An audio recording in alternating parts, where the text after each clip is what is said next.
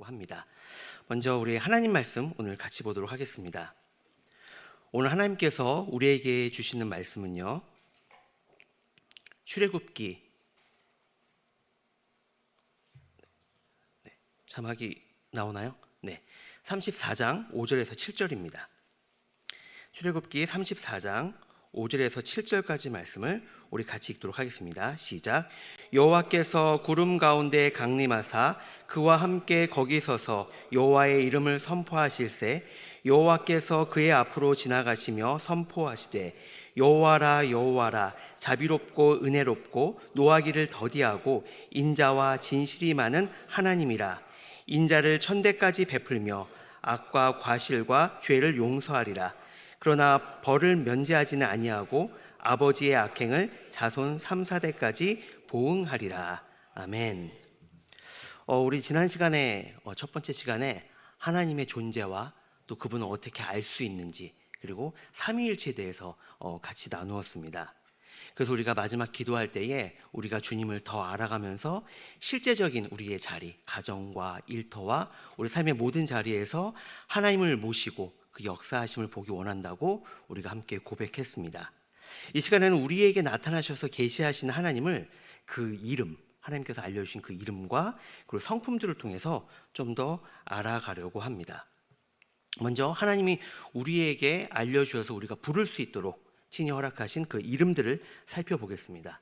여러분, 고대 사회 또 특별히 이 구약 성경을 보면요, 그 배경에 있는 그 인물들은 이름을 가지고 있는데 그것이 단순한 어떤 호칭이 아니라 그 이름을 보면 그 사람의 어떤 특성과 또 그 사명, 그것을 우리가 발견할 수가 있어요. 먼저 우리가 잘 아는 아담을 보면 어떤 뜻이죠? 사람이란 뜻이죠. 그리고 흙에서 나왔다, 이런 뜻이 있는데요, 이것은 흙으로 사람을 지으셨다라는 그 하나님의 창조 사역을 아담의 이름에서 나타내고 있죠. 또 노아는 쉼, 안위, 이런 뜻이 있는데요, 이 죄로 고통받는 세상에서 하나님의 안식과 쉼을 노아를 통해서 나타내셨죠. 모세는 우리가 좀 잘 알죠. 물에서 건져내다. 그래서 이스라엘 백성들을 애굽의 그 압제에서 건져낸 그 모세를 우리가 좀 볼 수 있죠. 여러분, 오늘 우리 또 성경 통독하지 않습니까? 오늘 여호수아 우리가 같이 이제 읽기 시작했는데요, 여호수아의 원래 이름은 호세아였습니다. 호세아의 뜻은 구원이란 뜻이에요. 근데 모세가 이 이름을 여호수아로 바꾸면서 하나님께서 구원하신다, 이렇게 이름을 바꾼 것을 볼 수 있습니다. 여러분, 하나님께서 이렇게 이름들을 주셨는데 그럼 하나님은 어떠신가요? 하나님의 이름, 하나님께서 우리에게 알려주신 그 이름에는 어떤 뜻이 있고 우리에게 어떤 의미가 있을까요? 먼저 첫 번째로 여호와라는 이름이 구약에 나타난 하나님의 그 개인적 이름으로 우리가 볼 수 있습니다. 여러분, 이 여호와라는 이름이 구약에서 몇 번 정도 나올 것 같아요? 제가 일일이 다 세어볼 수는 없고요, 제가 자료를 찾아봤는데 6825번이 나온다고 합니다. 하나님께서 이 성경에서 여호와라는 말을 이렇게 많이 우리에게 알려주신 거죠. 오늘 통독할 때도 여러분, 오늘 여호수아 1장에서 3장까지 읽었는데 여호와라는 단어가 몇 번 나왔는지 혹시 세보신 분이 있나요? 이 중에? 예, 그 세보신 분은 좀 일반적이지 않은 분입니다. 근데 어떨 때는 저희가 한번 세워보고 싶은데 그런 생각이 들 때가 있습니다. 왜냐하면 우리 마음 가운데 계속해서 여호와 그 이름을 불렀을 때에 그 이름뿐만 아니라 그 불려지는 그 이름, 그리고 그분의 임재가 내 안에 들어올 때가 있거든요. 그럼 도대체 여호와라는 이름이 몇 번 있길래 내 마음에 이렇게 와닿을까? 라면서 동그라미 치면서 우리가 세워볼 때도 사실 있습니다. 이게 몇 번 나오는지 또 제가 오늘 특별히 이걸 한번 녹음해 봤거든요. 제가 직접 녹음을 하면서 오늘 성경을 읽어봤는데 세어보니까 1장에서 18번, 2장에서 4번, 3장에서 10번, 다 합치면 몇 번이죠? 아시는 분들 32번. 예, 이렇게 많이 나와요. 여러분, 이 이름이 계속 32번 여호와가 이렇게 울려 퍼질 때에 내 입에서 나온 그 하나님의 이름이 내 귀에 들리고 내 마음 가운데 새겨질 때에 이 기쁨과 감격이 있거든요. 근데 이거는 비단 우리에게만 있는 것이 아닙니다. 여러분, 스가랴 13장 9절 말씀을 보면 하나님께서 이렇게 말씀해 주세요. 그들이 내 이름을 부르리니 내가 들을 것이며 나는 말하기를 이는 내 백성이라 할 것이요. 여러분, 우리만의 일방적인 그런 감격과 사랑이 아니라 하나님 또한 이러신다는 거죠. 왜 하나님이 여호와라는 이름을 이스라엘에게 또 우리에게 주셨을까요? 그 이름을 불러서 더 깊고 특별한 관계를 맺기 원하시는 그 하나님의 마음, 우리가 그 하나님의 그 이름을 부르기를 기대하시는 그 아버지의 그 마음이 담겨 있기 때문이죠. 여러분, 여호와라는 말이 처음 어디에서 등장하냐면 창세기 2장 4절이거든요. 2장 4절을 보면 하나님의 창조 사역을 마치고 나서 그 다음에 2장 4절 제가 읽어드릴게요. 이것이 천지가 창조될 때에 하늘과 땅의 내력이니 여호와 하나님이 땅과 하늘을 만드시던 날에, 이렇게 나옵니다. 그리고 또 4장 26절을 보면 제가 읽을게요. 셋 또 아들을 낳고 그의 이름을 에노스라 하였으며 그때의 사람들이 비로소 여호와의 이름을 불렀더라. 여러분, 아담의 아들 셋이 누구입니까? 그 가인이 죽인 아벨 대신 다른 씨를 주셨다 한 그 아들 아닙니까? 그 셋이 아들을 낳고 그 이름을 에노스라 하였으며 그때의 사람들이 비로소 여호와의 이름을 불렀다라고 합니다. 여기서 부르심은 그냥 입 밖으로 나와서 귀로 들리는 그런 소리가 아닙니다. 여기서 불렀다라는 의미는 공적으로 인정했다, 기도했다, 예배했다, 그분을 온전히 의지했다, 부르면서 의지했다, 이런 뜻이죠. 의미 있는 관계가 되었다라는 것을 여호와의 이름을 불렀다라는 말로 표현한 것입니다. 그리고 이 여호와의 이름을 부르면 계속 이어집니다. 우리 아브라함을 보면요, 창세기 13장 4절에 그가 처음으로 제단을 쌓은 곳이라 그가 거기서 여호와의 이름을 불렀더라. 처음으로 제단을 쌓은 곳에서 지금 두 번째 제단을 쌓고 있는 거죠. 그런데 이것이 창세기 13장인데요 그 앞에 12장을 보면 어떤 내용이 있냐면 아직 아브라함이 아브람일 때입니다. 새로운 이름을 받기 전입니다. 열국의 아버지가 아니라 그냥 에비라는 뜻의 아브라함이라는 이름을 가지고 있을 때예요. 근데 이때 어떤 일이 있었냐면 12장에 보면은 기근이 들어서 아브람이 애굽으로 피신했다가 두려운 마음에 자신의 아내인 사례를 누이라고 속인 그 부끄러운 실패가 아브람에게 있었습니다. 여러분, 아브람뿐이겠습니까? 우리도 늘 실패합니다. 어떤 사람은 보면 실패 안 하는 것 같아요. 대단해 보여요. 근데 그 사람을 잘 알아보면 그 안에 얼마나 많은 넘어짐과 실패가 그 안에 많이 있는지 모릅니다. 물론 그 가운데 인간의 의지로 다시 일어선 사람도 있어요. 하지만 그 찰나의 회복이 아닌 완전한 회복은 하나님 앞에 나아갈 때만 이루어집니다. 그 이름을 부르며 그분께 온전히 의지할 때 말입니다. 여러분, 아브라함이 비록 실패했지만 아브라함으로 믿음의 조상으로 도약할 수 있었던 건 무엇입니까? 바로 여호와의 이름을 부르며 그분께 다시 나아갔기 때문이죠. 그리고 여러분, 시간이 흘렀습니다. 시간이 흘러서 이제 그의 아들의 또 아들인 야곱이 기근으로 요셉의 초청을 받아서 이제 애굽의 고센 땅으로 그 가족들이 살게 되죠. 400년이 또 지났습니다. 이들이 어떻게 됐습니까? 노예가 되었죠. 노예가 됐을 때에 이들 가운데 하나님이 계셨을까요? 하나님을 부르고 있었을까요? 이들은 하나님은 그 전에 있었던 어떤 전설처럼 신화처럼 하나님과 함께 했다는 말이 없죠. 그렇게 잊혀졌던 하나님이 모세를 통해서 하나님의 이름으로 하나님의 약속을 다시 말씀해 주십니다. 모세조차도 아마 가물가물했을 거예요. 40년 동안 이집트 왕자로 살다가 40년 동안 그냥 목동으로 살았기 때문에 그 가운데에 하나님과 함께하는 그 마음, 하나님의 그 인도하심을 바라보는 마음이 굉장히 희미해졌을 것이죠. 그 하나님께서 모세에게 가셔서 그 약속을 말씀하십니다. 아브라함에게 하셨던 그 약속 말입니다. 강한 나라가 되고 그 젖과 꿀이 흐르는 땅을 너희에게 줄 것이다라는 그 약속 말입니다. 불붙은 그 떨기나무를 마주치고 하나님을 모세가 만났죠. 근데 이 모세조차도 이 하나님을 백성들에게 어떻게 소개해야 할지, 우리는 성경을 보고 있으니까 하나님 하지만 그때 당시로 가보면 400년 동안 그 잊혀졌던 전설과 같은 그 하나님이 이제 진짜 그 약속을 지키신다는 것을 백성들에게 과연 내가 전할 수 있을까? 40년 만에 돌아가서 전할 수 있을까? 그 두려운 마음이 있었을 때에 하나님께서 말씀하시죠. 3장 14절에서 15절에서 말씀하시는데요, 모세가 하나님께 묻는 13절부터 우리 한번 읽어보도록 하겠습니다. 출애굽기 3장 13절에서 15절입니다. 다 같이 읽습니다. 시작. 모세가 하나님께 아뢰되 내가 이스라엘 자손에게 가서 이르기를 너희의 조상의 하나님이 나를 너희에게 보내셨다 하면 그들이 내게 묻기를 그의 이름이 무엇이냐 하리니 내가 무엇이라고 그들에게 말하리이까?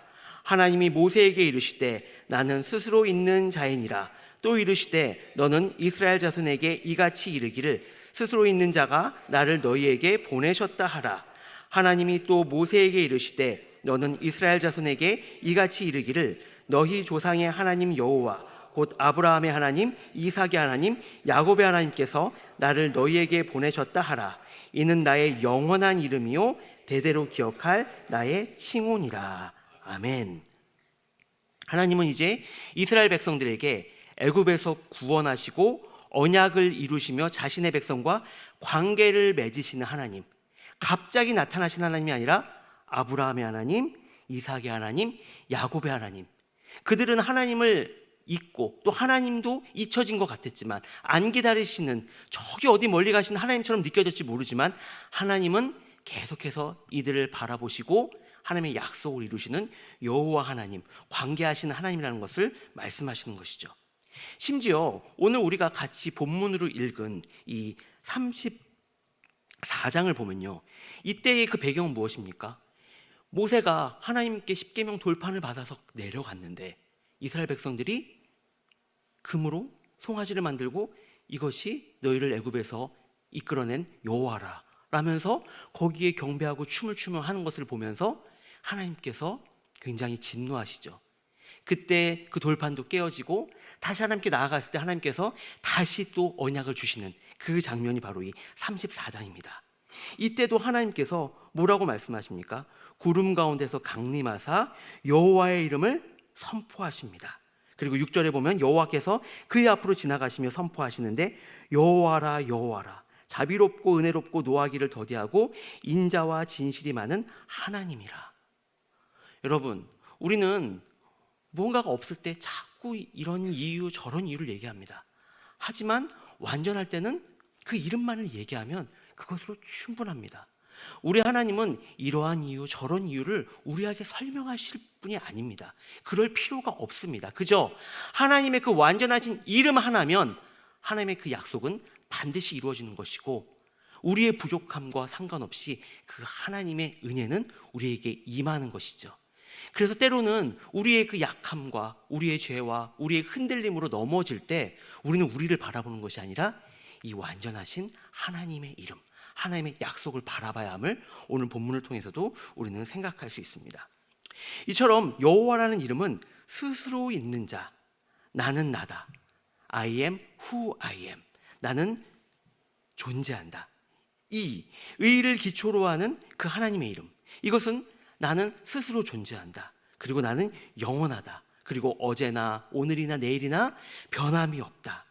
그러한 주님의 그 약속 가운데, 그 또 하나님의 그 성품 가운데 백성과 동행하시면서 그 체결한 언약, 그것을 반드시 지키는 분이라는 것, 우리는 그 하나님의 이름을 부를 때마다 그것을 기억해야 할 것입니다.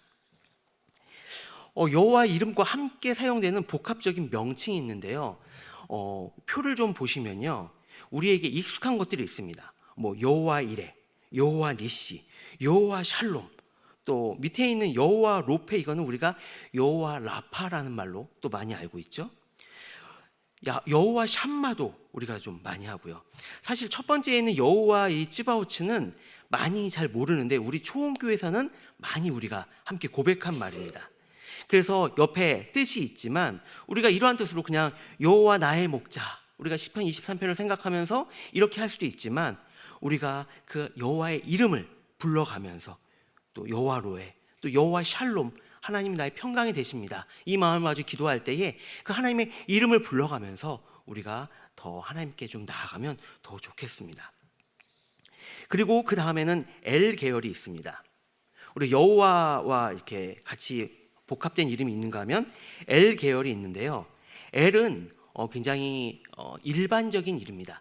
사실 영어로도 God, God, 물론 이제 하나님은 대문자, 귀신들은 소문자를 쓰지만 그냥 God이라고 하면은 그냥 일반적인 신도 얘기하지만 우리는 하나님을 의미하지 않습니까?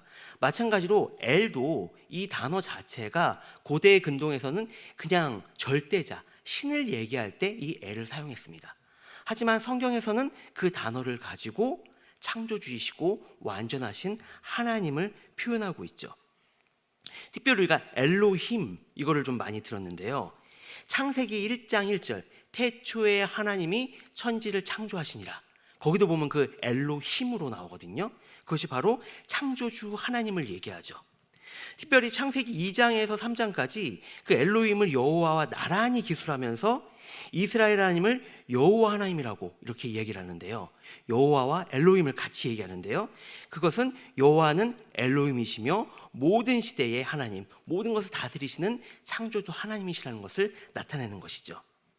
또 마찬가지로 표를 보시면 엘 계열에서 찾을 수 있는 하나님의 복합 명칭들이 이렇게 나옵니다. 이 가운데 우리는 엘로힘, 특별히 엘샤다이, 이건 우리가 찬양으로도 많이 고백을 하고 있죠. 다른 표현들도 우리가 참조하면서 같이 좀 우리 하나님을 부르며 기도하면 좋겠습니다. 자, 여기까지 좀 들으시고 우리가 그냥 그러면 자, 하나님의 이름은 여호와 계열은 8개, 엘 계열은 5개구나. 이렇게 그냥 우리가 한정 지을 수 있습니다.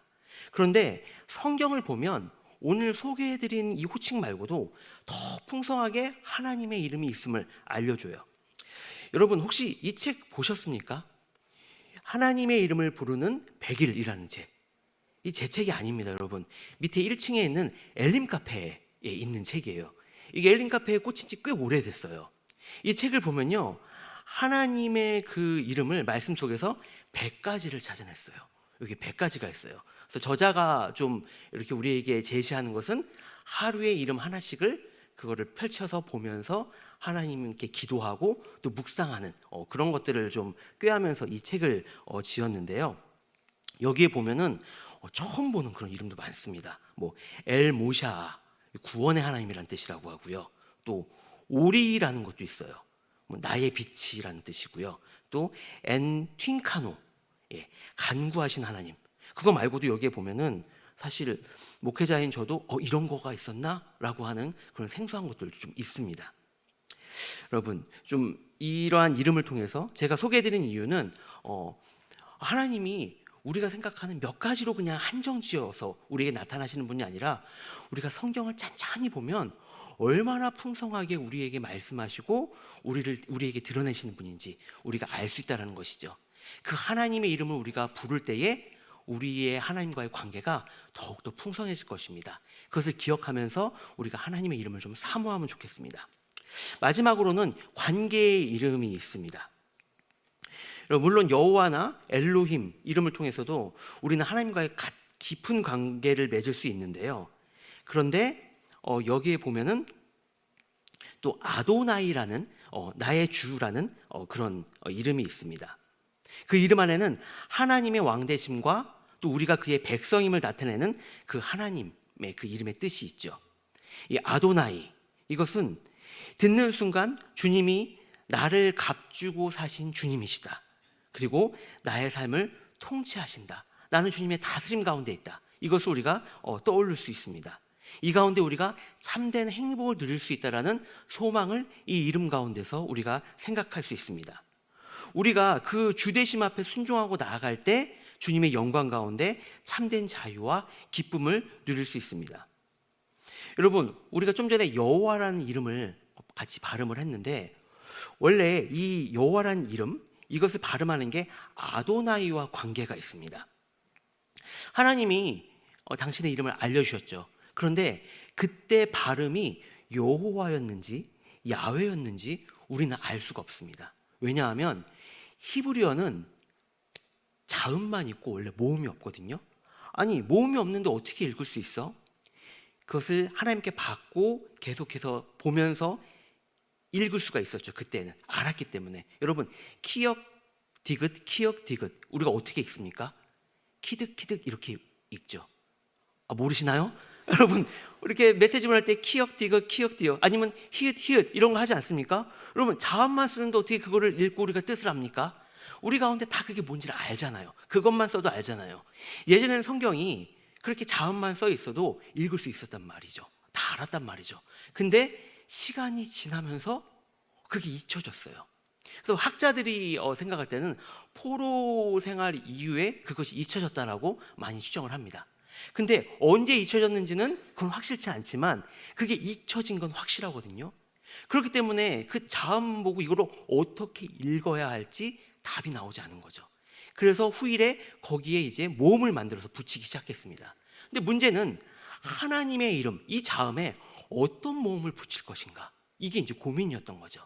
그래서 어찌할까 하다가 그동안도 하나님의 이름이 나올 때마다 직접적으로 하지 않고 우리가 아도나이, 주님 이렇게 우리가 불렀기 때문에 그러면 아도나이의 그 모음을 이 여호와 하나님께서 주신 그 자음에 붙이자.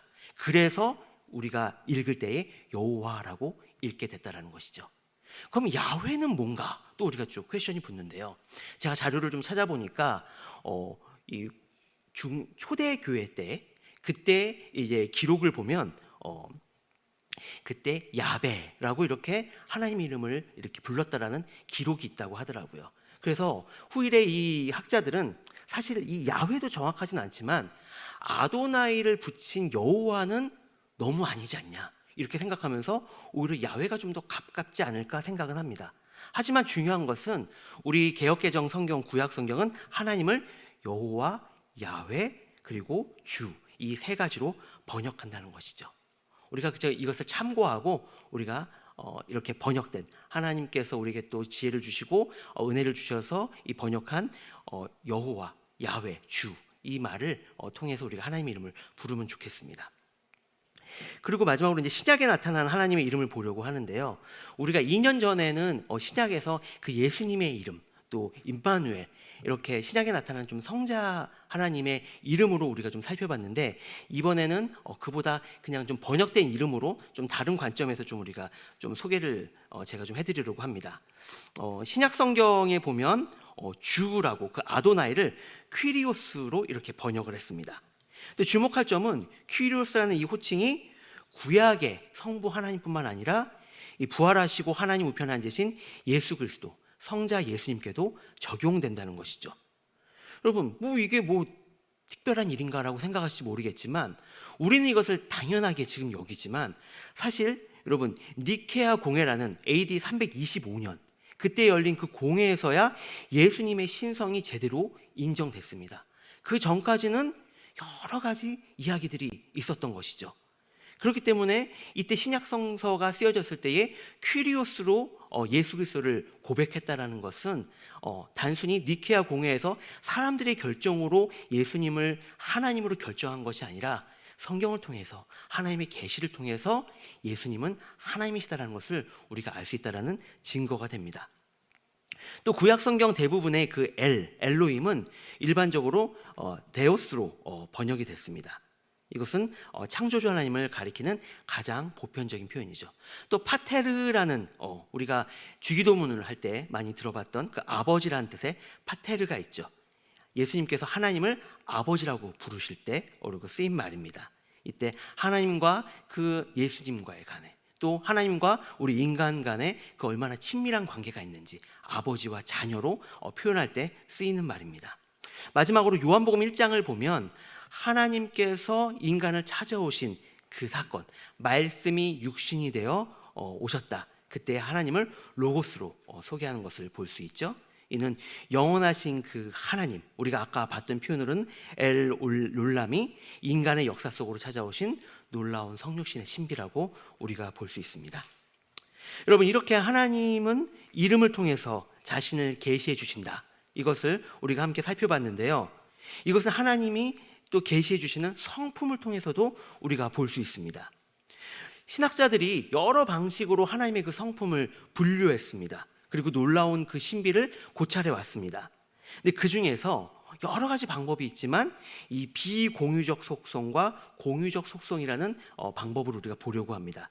이 공유적 속성은 하나님이 우리와 어떻게 다르신가, 그리고 또 다른 표현으로는 절대적 속성, 하나님만 갖고 계신 그 속성, 성품을 이야기하고요. 이 공유적 속성은 하나님의 존재와 속성이 우리와 어떻게 비슷한가, 어떻게 우리 가운데 하나님께서 비춰주시고 우리도 그것을 닮아가게 하셨는가. 그래서 도덕적 속성이라고 우리가 또 표현할 수가 있습니다. 이게 좀 쉽지가 않고 우리가 보고 있는 그 텍스트북에서도 굉장히 두껍게 이것을 이야기하고 있습니다. 그래서 제가 읽고 또 보면서 굉장히 깊고 많은 내용이 있지만 좀 단순하고 쉽게 좀 정리를 하려고 애써 봤습니다. 함께 좀 보시죠. 먼저 비공유적 속성입니다. 먼저 하나님은 우리와 달리 어떤 속성, 어떤 성품을 갖고 계신가? 첫 번째는 독립성, 또 자존성이라고 하는 성품입니다. 그것은 무엇이냐면 하나님은 다른 존재를 필요하지 않으신다는 거죠. 하나님 혼자서도 충분하시다는 것을 이야기합니다. 여러분, 왜입니까? 하나님이 한 심성 안에 계시지만 세 위격이 계셔서 그 가운데에서 충만함을 함께 누리고 계시죠. 완전한 사귐과 영광의 나눔이 그 가운데 있죠. 그래서 하나님은 외롭지 않습니다. 그래서 어떤 사람들은 하나님이 외롭기 때문에 인간을 창조했다라고 하는데, 우리가 하나님의 영광을 위해서 창조됐지만 우리가 아니어도 하나님은 충분히 영광을 받으실 수 있는 자존적인, 독립적인 하나님이십니다. 그래서 우리는 사실 하나님은 우리가 없어도 되지만 그럼에도 불구하고 어떻게 하십니까? 우리를 창조하시고 우리를 통해서 영광을 받으십니다. 이 독립성을 생각할 때 우리가 무엇을 생각할 수 있겠습니까? 우리는 찬양을 할 때 우리를 받아주시옵소서, 헌신을 이야기하지만 사실 우리는 꽤 우리를 희생해서 하나님께 드린다고 가끔 착각할 때가 있습니다. 그런데 여러분, 하나님은 우리의 희생이 없어도 충분히 일하실 수 있는 분입니다. 하나님 계실 수 있는 분입니다. 그런데 우리를 통해서 기회를 주시고 우리를 통해서 영광을 받으시는 것이죠. 그래서 우리는 은혜로 우리가 사용받는다는 것에 감사해야 합니다. 내가 이렇게까지 하는데 하나님 나에게 이런 걸 안 해주셔? 여러분, 이것은 하나님의 그 독립성과 자존성을 이해하지 못하기 때문입니다. 하나님은 우리가 없으셔도 됩니다. 그럼에도 불구하고 우리를 부르십니다. 우리를 사용하십니다. 그 하나님을 우리가 기억하며 매일매일 살아가면 좋겠습니다. 두 번째는 영원성입니다. 여러분, 하나님은 시작도 끝도 없고 한계도 없으시죠. 이것을 영원성이라고도 하고 또 무한성이라고도 합니다. 여러분, 영원성을 생각할 때에 그냥 하나님은 죽지 않으시고 영원히 존재하신다, 여러분, 이 부분만 우리가 생각할 것이 아니라 우주를 창조하실 때 이 공간과 물질뿐만 아니라 시간도 창조하셨다는 것을 우리가 생각해야 합니다. 하나님께서는 시간을 창조하시고 다스리시는 분이기 때문에 시간에 묶여있는 우리와 달리 시간을 초월해서 일하시죠. 과거와 현재, 미래 안에서 마음껏 움직이시는 그 정도 수준이 아니라 그 시간 밖, 다른 차원에서 모든 시간을 보고 다스리신다, 이것을 우리가 생각해야 합니다. 그럴 때 우리는 때로는, 어떤 분은 이렇게 얘기하죠. 하나님이 때로는 시간관념이 너무 없으셔. 요때까지 요거를 응답해 주셔야 되는데 그때 필요할 때는 안 해주시더니 다 끝나고 나서 해주셔. 여러분, 그건 나의 시간 속에서 내가 보는 관점입니다. 내가 지금 필요한지, 아니면 정말 나중에 필요한지 내가 더 잘 압니까? 지금 현재밖에 못 보는 내가 더 잘 압니까? 아니면은 미래까지 다 알고 계시고 다스리시는 하나님이 아십니까? 우리가 하나님의 영원성을 생각할 때에 때로는 실망되고 때로는 너무 기다리다 지칠 때에도, 아니야, 내가 보는 게 전부가 아니지, 내가 경험하는 지금 현재가 전부가 아니지, 영원히 다스리시는 하나님 안에서 하나님이 나를 자녀로 불러주셨는데 나를 이렇게 놔두시겠어? 우리는 다시 한번 하나님을 의지하면서 주의 뜻을 이루어갈 수가 있습니다. 불변성이 있습니다. 하나님은 영원히 절대 변함없는 분이라는 것이죠. 여러분, 하나님의 그 본질도 변함이 없고요, 하나님의 목적도 변함이 없고요, 그래서 하나님의 약속도 변하지 않습니다. 여러분, 우리는 아무리 마음을 먹어도 때로는 변합니다. 저도 자녀들에게 한번 말한 것은 꼭 지키려고 하거든요. 근데 때로는 제 능력이 안 돼서 못 지킬 때가 있어요. 하나님은 절대로 약속을 어기지 않는 분이죠. 그리고 그러한 능력도 있으신 분이죠. 그렇기 때문에 하나님은 절대로 변하지 않으십니다. 근데 우리가 살아가는 세상은 어떻습니까? 시시각각 변해갑니다. 그 가운데서 어쩔 때 우리는 막 휩쓸릴 때가 있습니다.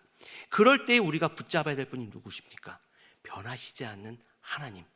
세상은 계속 변하면서 이게 지금 유행이야, 저거 붙잡아야 돼 라고 얘기할지 모르지만 하나님의 그 약속은 변하지 않는다는 것, 그것을 붙잡을 때에 우리의 삶이 하나님의 은혜 가운데서 한 걸음 한 걸음 나아갈 수 있을 줄로 믿습니다. 그 다음은 여러분 편재성입니다. 하나님은 모든 공간에 계신다는 것이죠. 우리와 달리 존재 방식이 전혀 다르십니다. 그리고 동시에 여러 공간에 있을 수 없는 피조물과 달리 하나님은 모든 곳에 동시에 존재하십니다.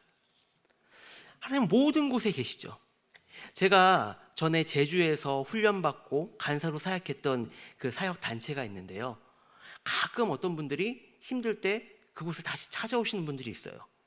저는 한 번쯤은 또 그때 만났던 하나님을 다시 한번 떠올리면서 기도하는 경험, 전 필요하다고 봅니다. 또 어떤 분은 뭐만 있으면 거기에서만 하나님이 만나주시는 것처럼 거기만 찾아오는 분도 있다는 거죠. 여러분, 하나님이 거기에서만 만나주십니까? 아니에요, 여러분. 내가 그냥 있는 자리에서도, 어떨 때는 정말로 기도할 수 없어서 너무나 번잡스러운 그곳에서도 하나님께 우리가 잠잠히 나아갈 때에 거기에서도 우리 하나님은 만나줄 수 있는 분이시죠. 그러므로 특정 장소에만 하나님이 충만하시다, 그렇게 생각해서는 안 되죠. 내가 서 있는 곳 어디서나 하나님을 예배하고 만날 수 있음을 우리는 잊지 말아야 합니다. 그 다음에 단일성입니다. 이 단일성만 들었을 때는 조금 어려울 수 있는데요. 여러분, 우리는 다 부분이 이렇게 모여져 있지 않습니까? 우린 머리도 있고 팔도 있고 다리도 있고 다 부분이 합쳐져서 있죠. 이 의자도 뭐 나무도 있고요, 나무도 또 섞여져 있고 본드가 있고 어느 것 하나도 그냥 하나로 있는 것이 없죠. 그런데 하나님은 그렇지 않다는 것이죠. 하나님의 본질은 부분의 집합이 아니라 하나님은 하나, 원일 뿐만 아니라 심플, 단일하시다는 것이죠. 그래서 하나님의 그 속성들은 본질을 구성하는 한 부분이 아니라 본질과 동일합니다. 여러분, 우리가 나누고 있는 이 하나님의 성품들이 있지 않습니까? 뭐 공의, 지혜, 사랑, 뭐 또 계속 나누는 것들, 이런 우리가 떠올릴 수 있는 것들, 이런 것들이 하나하나 모여서 하나님 되심이 아니라 그냥 그 성품 하나가 완전하기 때문에 그것이 하나님의 본질이라는 것이죠. 그래서 하나님의 모든 속성은 완전하기 때문에 우리가 생각해서 우열을 가릴 수가 없습니다. 나는 사랑의 하나님은 좋은데 공의의 하나님은 좀 부담스러워. 뭐 우리가 좋아하는 그런 하나님의 어떤 성품은 가져오고 다른 것들은 저 멀리하고, 이런 것들이 있을 수 없다는 것이죠. 이것은 앞으로 살펴볼 공유적 속성도, 우리에게 전해주시는 그 공유적 속성에도 동일하게 계속 적용됩니다. 이어서 그러면 공유적 속성을 보겠습니다. 여러분, 2년 전 더 진리 시간에 우리는 7가지의 비공유적 속성을 봤거든요. 그것이 영원성, 불변성, 편재성, 전지, 전능하심, 그리고 절대적 복되심과 영광이었습니다. 그리고 세 묶음의 공유적 속성을 봤어요. 왜 묶음이라고 하냐면 거룩하심을 먼저 봤고, 그 다음에 의로우심과 공의로우심을 같이 봤고요. 그리고 세 번째로는 선하심과 사랑, 그리고 신실하심을 묶어서 같이 봤습니다. 근데 여러분, 그때 우리가 나눌 때 이것만 있어서 그걸 나눈 게 아니거든요. 아까 하나님의 이름도 그렇지만 하나님의 성품도 성경 가운데 굉장히 풍성하게 나와 있습니다. 오늘 제가 말씀드려서 소개해드리는 것, 이게 하나님의 성품의 전부가 아닙니다. 우리가 텍스트북으로 삼고 있는 이 웨인 그루듬의 조직 신학 책에도요, 이 하나님의 공유적 속성을 20가지로 얘기를 하더라고요. 근데 여기서 제가 20가지를 소개만 하더라도 시간이 다 가잖아요. 그래서 그것을 다 소개하기보다는 이번에는 또 2년 전과 다른 또 3가지 그 분류로 한번 오늘 좀 나눠보려고 합니다. 첫 번째는 하나님의 지성적인 속성입니다. 두 번째는 하나님의 도덕적 속성이고요. 세 번째는 하나님의 주권적 속성입니다. 좀 이거는 제가 프린트물 나눠드린 것, 그것을 좀 보면서 우리가 좀 더 하려고 하는데요. 하나님의 지성적 특성에 해당하는 속성에는 지식, 지혜, 진리 등이 있습니다. 그 중에서 지혜를 좀 살펴보려고 하는데요. 이 지혜는 하나님의 영광을 이루는 가장 선한 목적, 그리고 가장 완전한 방법, 이것을 우리가 지혜라고 얘기할 수 있습니다. 우리가 다음 주에 창조와 섭리 기적을 볼 건데요, 이 창조와 섭리 기적 가운데서도 하나님의 지혜가 선명하게 나타납니다. 특별히 이 지혜는 그 하나님의 구속 역사에서 절정에 이르는데요, 성부 하나님의 계획과 성자 예수님의 성취와 또 성령 하나님의 적용을 통해서 우리는 하나님의 백성이 되죠. 이거는 정말 우리는 상상할 수 없는 하나님의 놀라운 지혜입니다. 이 무한한 지혜를 하나님이 우리에게도 나누어 주시죠. 어떻게 해요? 이 말씀을 통해서요. 이 하나님을 경외하는 마음으로 말씀을 읽고 삶에 적용하는 사람이 바로 지혜의 사람입니다. 우리가 하나님처럼 완전한 지혜를 우리의 삶 가운데서 다 가질 수는 없겠죠. 하지만 우리의 삶은 어떻습니까? 그 완전하신 하나님의 지혜를 닮아가는 삶, 우리의 삶의 목표를 그렇게 삼고 오늘 하루 그 지혜를 담고 또 내일 또 담고 매일매일 그 지혜를 닮아가는 우리 모두가 되면 좋겠습니다. 두 번째는 하나님의 도덕적인 속성입니다. 여기서는 좀 우리의 그 실제 삶에서 하나님을 본받는 삶, 닮아가는 삶과 이어지는데요, 대표적으로 선하심, 사랑, 은혜, 긍휼, 인내, 거룩하심, 또 공의와 정의를 우리가 꼽을 수 있습니다. 그 가운데 은혜를 하나 좀 살펴보려고 합니다. 여러분, 은혜는 호의하고 다릅니다. 호의는 그래도 받을 만한 사람에게 우리가 베푸는 것이 호의입니다. 그런데 은혜는 아무런 자격이 없는데도 무조건적으로 값없이 하나님께서 우리에게 주시죠. 넘치는 사랑이죠. 그래서 은혜로 죄인인 내가 죄와 죄의 결과인 죽음으로부터 끊어져 새 생명을 얻게 된 거죠. 이 구원은 처음부터 끝까지 우리의 공로는 요만큼도 들어가지 않고 오직 은혜로 받는 것입니다. 구원을 끝까지 지켜주시는 그 하나님의 보호하심도 오직 하나님의 은혜죠. 이 구원에 대한 신자의 반응, 우리의 반응은 어떻게 됩니까? 이걸 당연하게 여기면 안 된다는 거죠. 처음엔 우리도 다 감격했습니다. 어떻게 하나님이 나를 구원하시지? 어떻게 하나님이 나의 아버지가 되시지? 어떻게 이런 큰 은혜가 나에게 있지? 그런데 여러분, 신앙생활을 1년 하고 2년 하고 지나다 보면 어느 순간 그게 당연해져 버리죠. 그래서 우리가 하나님의 은혜 가운데 이것을 당연하게 여기지 않고, 하나님 감사합니다, 하나님 이것은 내가 받을 수 없는 것인데 주님의 은혜가 오늘도 내 안에 있음을, 그 은혜로 나를 덮어주심을 감사합니다, 이 고백이 우리의 삶 가운데서 매일마다 터져 나와야 될 것이고요, 그리고 그 은혜 가운데 온전한 자유를 누리면서 하나님이 기뻐하시는 하나님 사랑과 이웃 사랑을 우리가 실천하며 살아야 할 것입니다.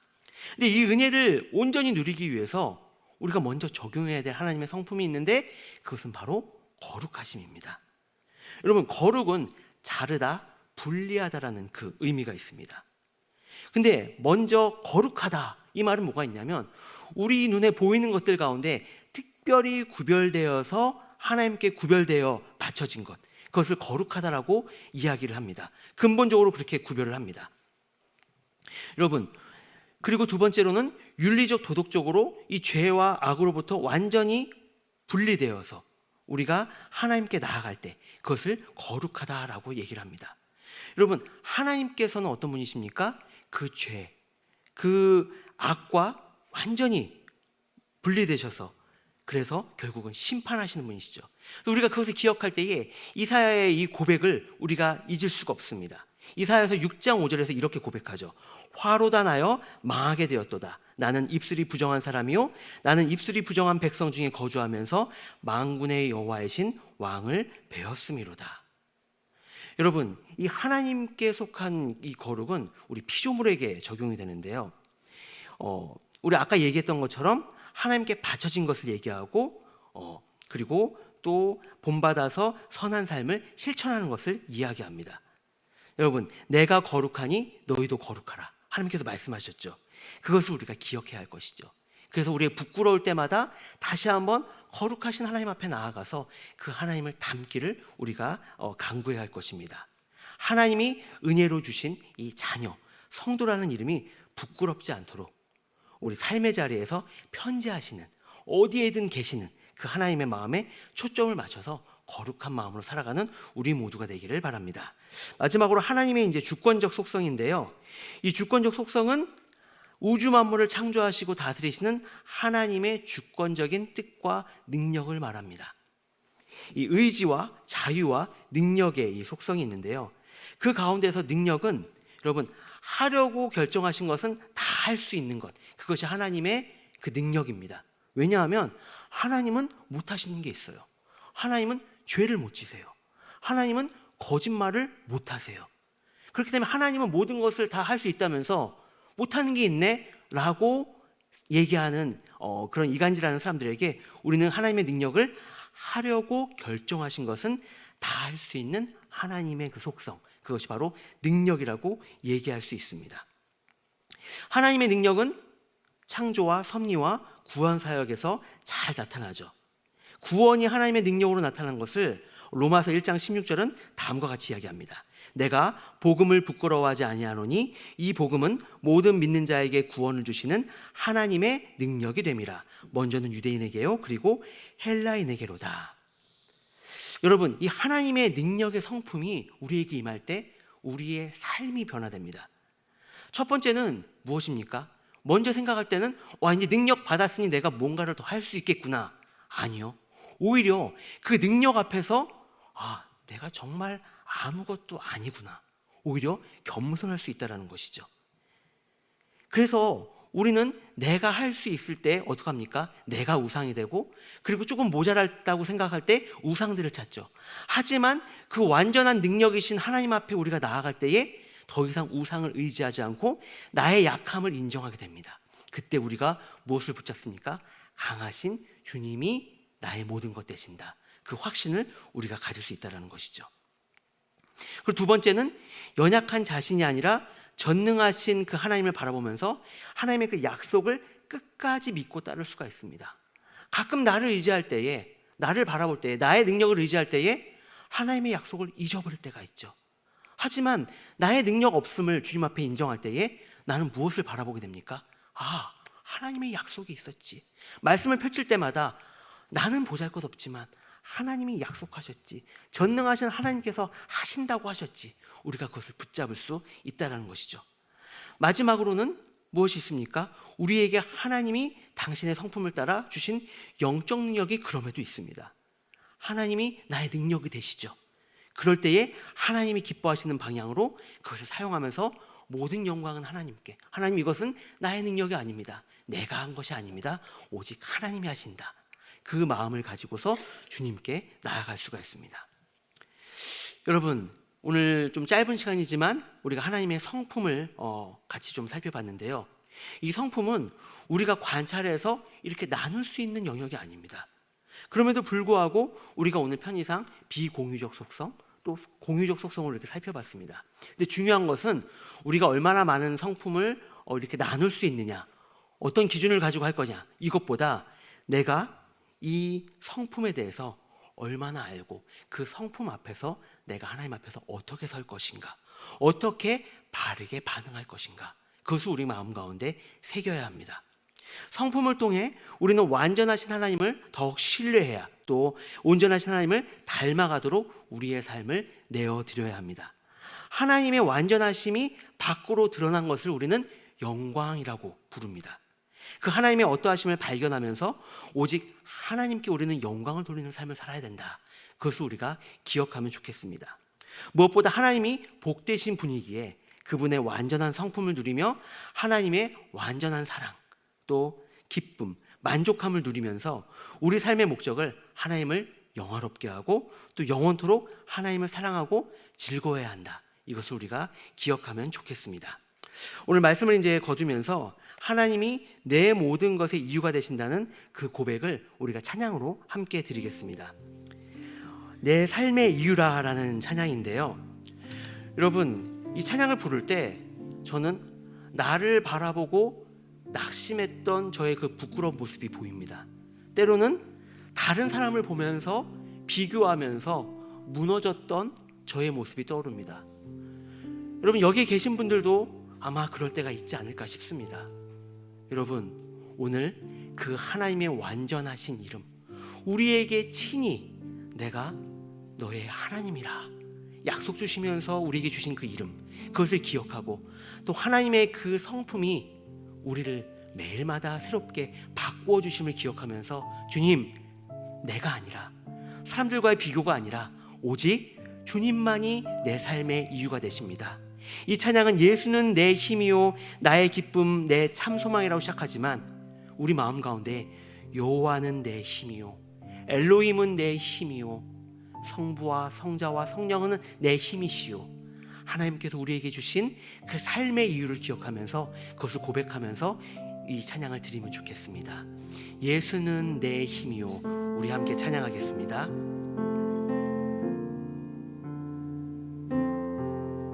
함께 찬양합니다. 예수는 내 힘이요 나의 기쁨 내 참 소망 그 이름에 생명이 내 삶의 이유. 다시 한번 고백합니다. 예수는 내 힘이요 예수는 내 힘이요 나의 기쁨 내 참 소망 그 이름에 내 삶의 이유라 내 삶의 이유라. 오직 주만 따라갑니다. 오직 주만 따라갑니다. 오직 주만 높이 받으소서. 내 평생에 내 평생에 그 이름을 그의 선하심을 세상에 노래합니다. 그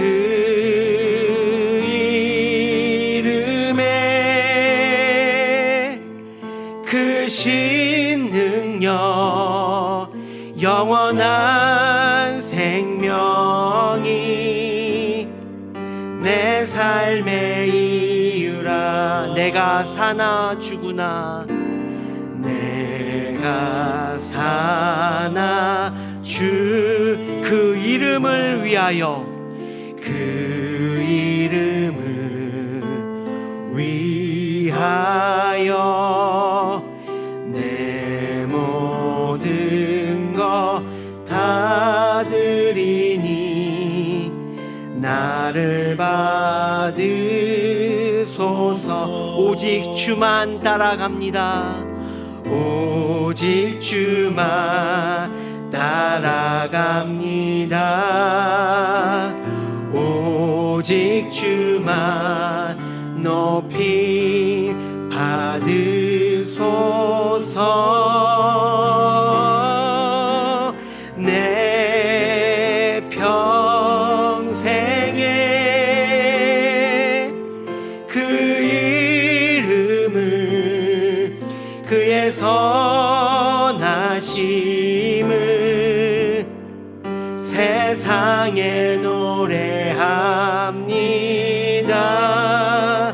그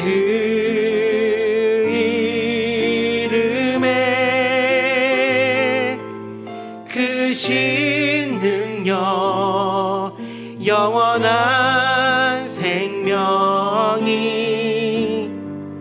내 삶의 이유라. 우리 시간 함께 기도하겠습니다. 우리 찬양의 고백을 기억하면서 하나님 아버지, 주님의 이름이 내 삶의 이유임을 말씀을 통하여서 주의 이름을 내 입술로 선포하며 내 귀로 들으며 내 마음에 새기며 하나님 아버지 이 세상 가운데 내가 노래하기를 원합니다. 오직 주님만 높임을 받으시오며 하나님만 아버지 내 삶의 이유가 되는 하나님 귀한 주께서 허락하신 은혜를 누리고 그 자유함 가운데 하나님을 높이는 삶 되게 하여 주시옵소서. 우리 함께 이 시간 말씀을 기억하며 기도하겠습니다. 하나님 아버지 감사합니다. 우리의 그 놀라우신 아버지 이름을 허락하시니 감사합니다. 하나님 그저 이 시간에 듣고 아버지여 흘리는 이름이 아니라 말씀을 읽을 때마다 하나님 친히 우리에게 말씀하신 그 이름을 기억하게 하시고 그 이름을 통하여서 하나님과 자녀의 관계, 하나님 아버지여 아버지와 자녀 또 아버지 하나님 왕과 백성의 그 관계를 나에게 우리에게 허락하신 하나님의 그 이유를 생각하게 하시고 특별히 하나님 나에게 허락하신 그 사명을 하나님의 그 은혜 가운데서 하나님 다시 한번 기억하고 하나님 한 걸음 한 걸음 아버지 주의 뜻을 향해 나아갈 수 있는 주님의 사람 되게 하여 주시옵소서. 아버지의 뜻이 무엇인지 하나님의 아버지의 말씀과 기도를 통하여 알게 하시고 특별히 우리 초원 공동체가 그 하나님의 뜻을 함께 한 마음으로 주님의 이름 앞에서 또 하나님의 그 성품 가운데 이루어내는 아름다운 주님의 공동체가 되게 하여 주시옵소서. 무엇보다 하나님께서 우리에게 말씀하실 때마다 아버지 우리가 그 말씀을 듣고 순종하며 아버지의 뜻을 따라갈 수 있는 주님의 몸된 백성 될 수 있도록 인도하여 주시옵소서. 여호와께서 그의 앞으로 지나시며 선포하시되 여호와라 여호와라 자비롭고 은혜롭고 노하기를 더디하고 인자와 진실이 많은 하나님이라. 아멘. 하나님 아버지 주님의 이 성품으로 우리의 삶을 감싸주시니 감사합니다. 하나님 아버지 주님의 그 놀라우신 이름으로 우리의 삶을 이끌어주시니 감사합니다. 아버지 하나님 나를 바라보면서 세상을 바라보면서 나의 어떠함을 하나님 생각하지 아니하고 그 영화로우신 하나님의 어떠하심 가운데에 나의 삶을 온전히 내어드리며 하나님의 영광을 바라보는 주님의 백성 되게 하여 주시옵소서. 감사드리며 예수님의 이름으로 기도합니다. 아멘.